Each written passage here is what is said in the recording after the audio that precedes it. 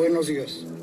Se registró la fuga de Joaquín Guzmán Loera, quien estaba ubicado en el área de tratamientos especiales, pasillo número 2, estancia número 20. El Chapo es un hombre inteligente. Y esa inteligencia le ha permitido crecer muy rápidamente. Lo que más le convino fueron los túneles. Estando ya en la cárcel, y lo volvió a hacer, un capo. El personal del Centro Federal hizo una revisión en la celda y en ella encontró una boca de túnel. Hasta la fecha, los grandes decomisos que ha habido de túneles se le han acreditado al Cártel de Sinaloa y específicamente al Chapo Guzmán. En este momento, 18 elementos de diversas áreas del penal están siendo trasladados a la Ciudad de México para ser interrogados en las instalaciones de Seido. ¿Cómo puede vulnerar la seguridad, señor Rubido? No puede, tiene que contestar.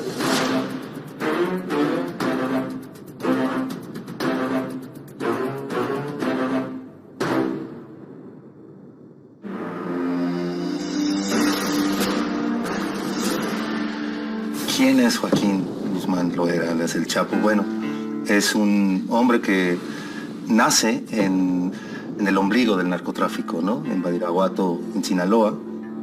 Cuando los niños nacen y abren los ojos, lo primero que ven es marihuana, o ven amapola, o ven avionetas Cessnas, o ven cuernos de chivo.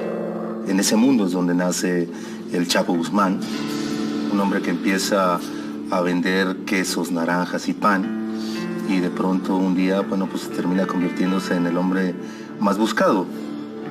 El Chapo Guzmán no cursa ni la primaria, escribe con muchas dificultades, igualmente lee con mucha dificultad, pero siempre ha tenido, digamos, amanuenses cercanos que le escriben hasta las cartas de amor. Pero es un individuo sumamente inteligente, de una gran inteligencia natural. Y aunque no tenga preparación escolar, tiene esa penetración, esa agudeza y ese olfato para los negocios. Él se vincula y empieza a tener relación familiar, porque siempre estuvo vinculado familiarmente, con Miguel Ángel Félix Gallardo. En ese entonces ya un hombre muy importante en lo que ya se definía como cárteles de la droga en México. Miguel Ángel lo va adoptando con el paso de los años, Miguel Ángel Félix Gallardo, como el brazo derecho y operador del cártel en ese entonces de Sinaloa. Y así es como surge ese hombre que se convertiría en el más poderoso. Él se vuelve famoso por las, digamos, como las innovaciones que tiene para transportar droga, ¿no? Hace dos cosas fantásticas. Una son los túneles, ¿no? Él empieza con los túneles, ¿no? Sobre todo en toda esa parte de Sonora, ¿no? Es donde empieza a abrir los túneles.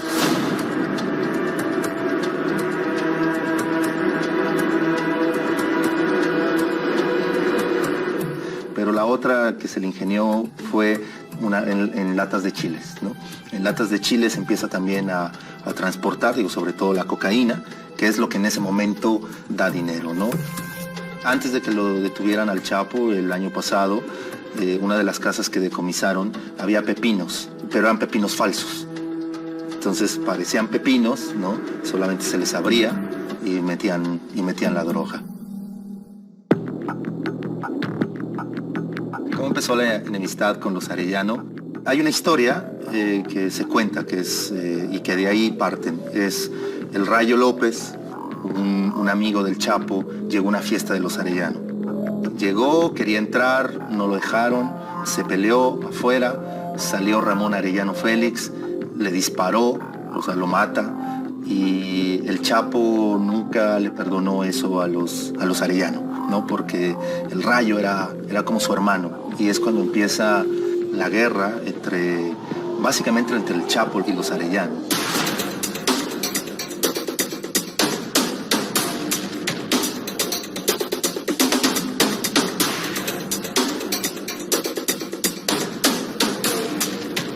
Los asesinatos, por ejemplo, del cártel de Sinaloa, ellos terminan adoptando la violencia de los Zetas.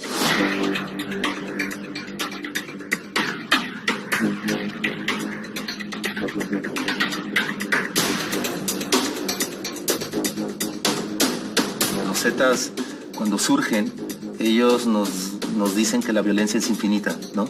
Y entonces descubren el quinto elemento, que es la violencia infinita, que la violencia puede ser lo que sea. Y entonces empezamos a conocer como mexicanos estos videos en YouTube, ¿no? Donde están cortándole la cabeza a alguien, etc. El cártel de Sinaloa no viene de esa escuela violenta, y empezó a hacerlo. Cabeza por cabeza, ojo por ojo. Y era básicamente algo para decir, nosotros también podemos ser igual de violentos. Tú dejas a un colgado en un puente, yo dejo a dos.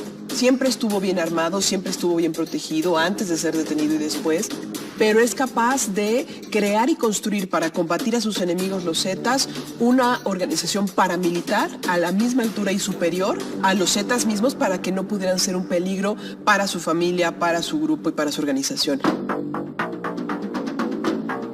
Era un hombre que vivía mucho en ranchos, y ranchos de lujo, sí, en efecto, en su momento así fue, en donde tenía caballos, tenía perros muy hermosos. Alguna vez le atribuyeron también animales de tipo zoológico. La madre de Joaquín Guzmán Loera es de la religión evangélica. Porque no hay un motivo, no hay una razón para que anden molestando a la familia.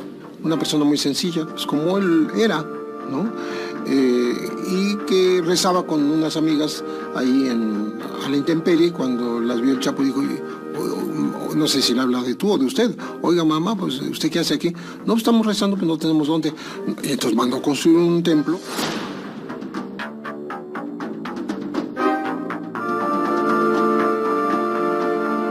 Una pistola donde traía el número 701 de la lista de Forbes. Eso sí, muchos de sus pistoleros traen una pistola 701, ¿no? Me mandaron a hacer, ¿no? A grabarlo, y sí, con la fotografía del Chapo. Algunos han puesto diamantes, otros simplemente la fotografía, ¿no? Pero sí traen todos grabados el 701. Con lo que respecta a sus residencias, estaban conectadas por los subterráneos en Culiacán. ¿Qué quiere decir eso? Eran túneles de agua pluvial, no drenaje. Y por ahí podía ir de una casa, bajar y entrar a otra, porque tenía accesos. Hablan que es compadre de varios, que pagó las fiestas, aunque no estaba presente muchas veces, de bodas de sus más cercanos colaboradores o de bautizos. Le gustaba bautizar a muchos niños. Y también era un hombre que le gustaba la música de banda.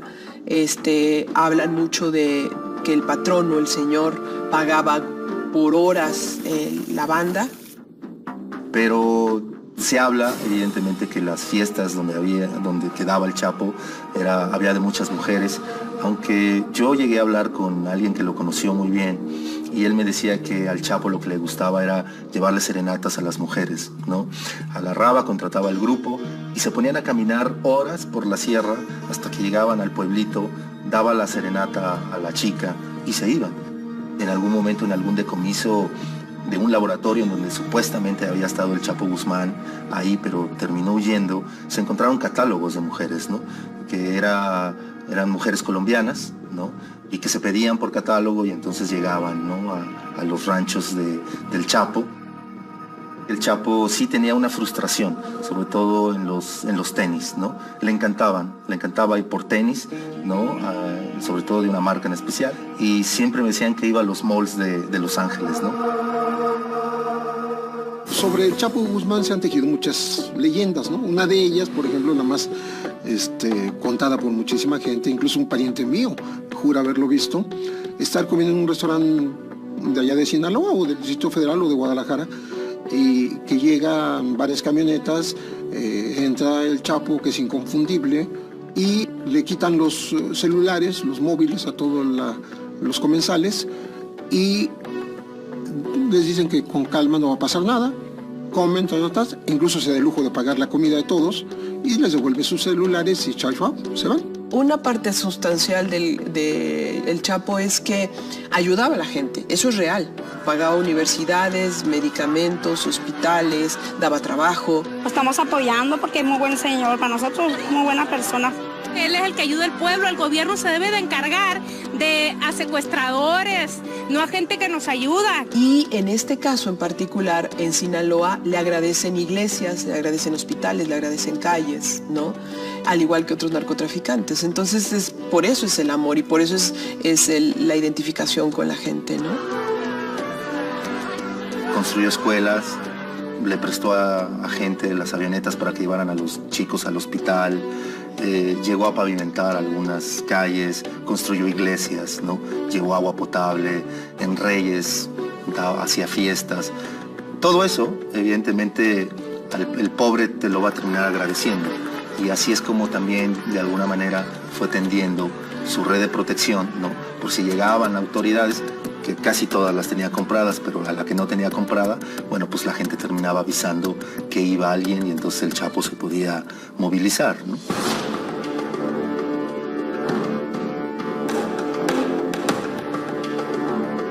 En el aeropuerto de Guadalajara, el 24 de mayo de 1993, se encontraron dos grupos de traficantes que se habían estado buscando y curiosamente coinciden en el aeropuerto.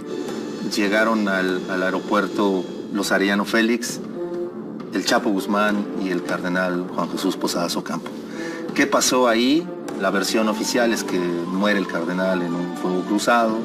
La versión que ha dado la iglesia es que no, bueno, pues que fueron directamente contra el cardenal, pero tampoco dicen por qué, ¿no? Eso es algo muy extraño. Y el Chapo empezó a huir. Se va a Centroamérica, específicamente a Guatemala, ¿no? Donde lo arrestan. Había alguien que tenía que pagar por la muerte del cardenal, fue el Chapo Guzmán, porque no tenía quizá tantos contactos. De hecho, el Chapo termina culpando a Amado Carrillo de su entrega en Guatemala, ¿no? Termina culpando a su propio jefe. En aquel entonces es cuando el Chapo empieza a sonar para todo el mundo, el Chapo Guzmán. ¿A qué se dedica? Yo soy agricultor.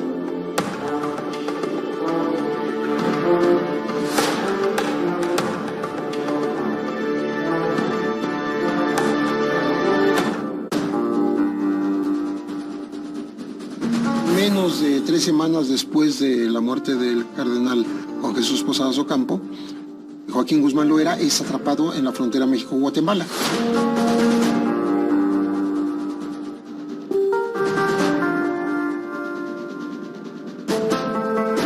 Después de que está en una cárcel de alta seguridad, que antes se llamaba de Almoloya, ahora se le llama de La Palma, él se hace trasladar un 20 de noviembre, que es día festivo en México, a Puente Grande.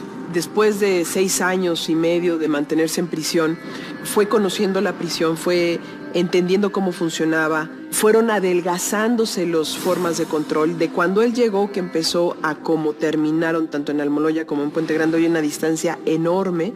Cuando empieza el penal de máxima seguridad, los presos no podían ver a la cara a ningún custodio, tenían que mantener la vista fija en el piso, caminaban por pasillos solos, custodiados por 3 o 4 guardias. A veces las salidas al patio eran en solitario, dependiendo del grado, o eran acompañados por 2 o 3, pero no podían platicar prácticamente. La comida eran solos, la ropa que usaban era muy limitada y solamente para resguardarse el frío. Tenían que hacer tareas de limpieza y demás. Las visitas eran muy controladas, salvo aquellas partes en donde lograban meter a su familia como abogados o representantes. Pero todo eso se fue relajando y el Chapo lo fue promoviendo.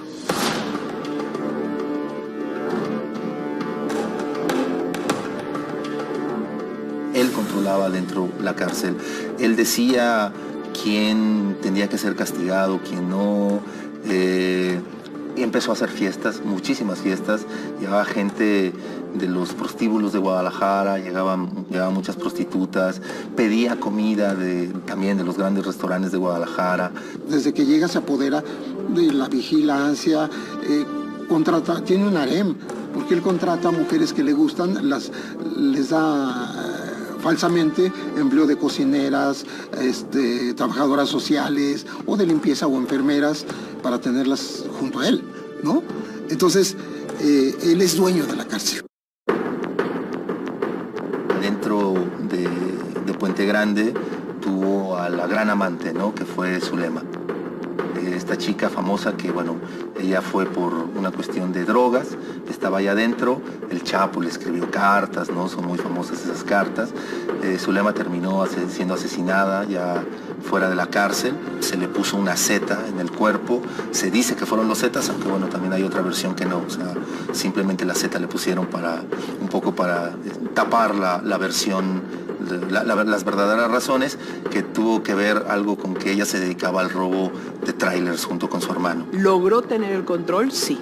Pero no pensemos que él dominaba y era como director, no pensemos eso, pensémoslo más bien que siendo un penal de máxima seguridad, logra someter a diferentes espacios de seguridad, intimidándolos y pagándoles dinero, y eso le permite controlar los márgenes de acción, no totalmente, porque el último cinturón de seguridad de esos penales es del ejército. Y aparentemente ese cinturón nunca lo logró someter. Vuelve a salir a los medios como el gran capo cuando se escapa. Se escapa en enero de 2001 con Vicente Fox en la presidencia. Tenía 50 días de estar en la presidencia y en ese lenguaje que le era tan grato a Vicente Fox, dijo: nos metieron un gol, porque de ahí se rehizo el cártel de Sinaloa y es el más influyente de este país.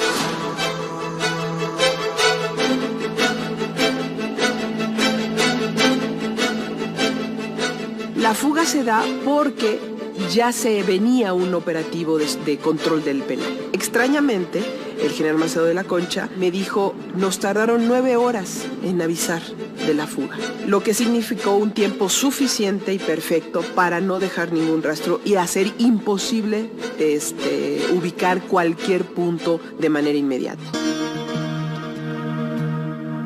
Hay dos versiones. La que está en actas ministeriales es que lo ayudó un milusos, le llamamos así, una persona que hace cosas de electricidad, de cañería, de tubería, de carpintería, apodado el Chito, que lo sacó en un carro de lavandería y en un auto que el Chapo le dio el dinero para que lo comprara semanas antes, ¿no? Y la otra versión que publica Anabel Hernández en su libro Los Señores del Narco es que salió disfrazado de policía, que hubo un falso operativo buscando drogas y armas, y entonces le dieron el uniforme y salió con toda la policía que había entrado. Las dos versiones pueden ser. A mí me contaron que salió por la puerta principal, ¿no? Sin necesidad, por el carrito de la ropa sucia, salió así, como cualquier otro visitante, y existe una versión más que salió vestido de mujer. Es lamentable, ¿no? Porque no hemos podido como reporteros decir realmente cómo es que salió el Chapo. Después de la fuga del Chapo, llegan las autoridades federales y se detiene casi a 70 personas. Fue la mayor detención, ¿no? Sobre todo de custodios. Damaso López es un personaje muy interesante porque él era el jefe de custodios de la cárcel de Puente Grande, porque él lo puso. Es su paisano y su amigo, su compadre, ¿no? Y él lo colocó en el puesto de jefe de vigilancia. Entonces, por eso se pudo ir tranquilamente. La fuga es emblemática, pero además trastoca todo lo que fue el fenómeno del narcotráfico en México a partir de entonces. A su fuga del penal de Puente Grande, Jalisco, quienes lo acogen y lo protegen son los hermanos Beltrán Leiva, los Carrillo Fuentes, el Mayo Zambada y Esparragosa Moreno. Como no puede operar durante por lo menos el primer año, lo mantienen en bajo perfil. Sin embargo, cuando pasa este año, hay una reunión que pocos han documentado, en donde se define qué va a pasar con el Chapo Guzmán y qué va a hacer. Ahí es donde comienza la traición. Primero a los Beltrán Leiva y después a los Carrillo Fuentes. ¿Y por qué los traiciona? Precisamente por los corredores que significaban el trasiego de droga. A los Beltrán Leiva por lo que sería la zona de Guerrero y a los Carrillo Fuentes por una de las fronteras más importantes que es Chihuahua.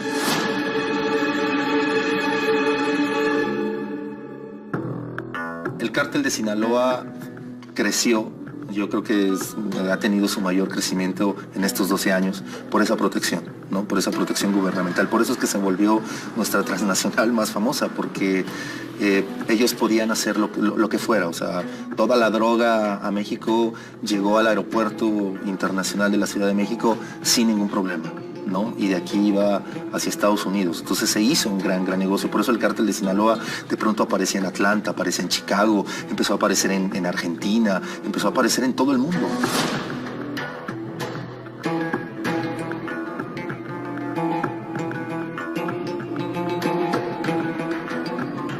El Chapo tiene una responsabilidad en las más de 40,000 muertes que se contabilizan oficialmente en el narcotráfico en México, porque el cártel de Sinaloa empezó a tener este poderío y él, como director general de la empresa, tenía que ver evidentemente con la operatividad, y la operatividad en el narco es matar. Elementos de la Secretaría de Marina detuvieron a Joaquín Guzmán Loera.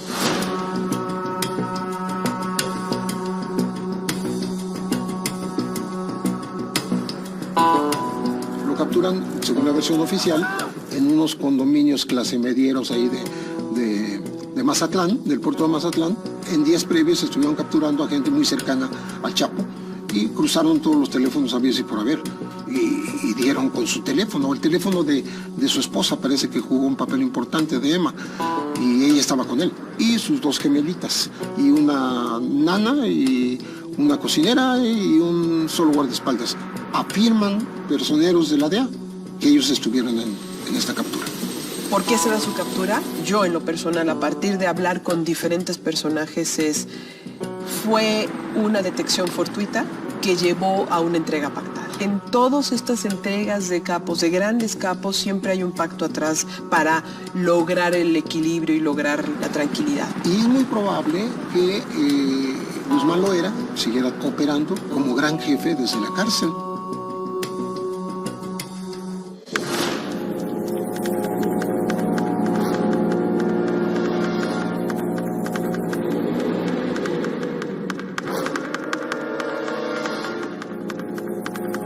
Estando ya en la cárcel, y lo volvió a hacer, un capo. Lo que más le convino fueron los túneles. El personal del Centro Federal hizo una revisión en la celda y en ella encontró una boca de túnel. Iniciaba con un hueco de forma rectangular en el área de la regadera de aproximadamente 50 por 50 centímetros y 1,5 metros de profundidad. Así, se llega hasta un túnel con dimensiones aproximadas de 1.7 metros de altura y de 70 a 80 centímetros de ancho, mismo que se extiende por una longitud de 1.500 metros. El túnel cuenta con tubería de PVC, presumiblemente para ventilación, así como con alumbrado, y una motocicleta adaptada sobre rieles como mecanismo de tracción. El pasaje desemboca en un inmueble que se encuentra en obra negra, ubicado al suroeste del Centro Federal, en la colonia Santa Juanita. Son hombres sanguinarios, capaces de todo, de cualquier cosa, pero con esa visión que les permite montar un gran negocio que desafía al Estado mismo y que definieron una época.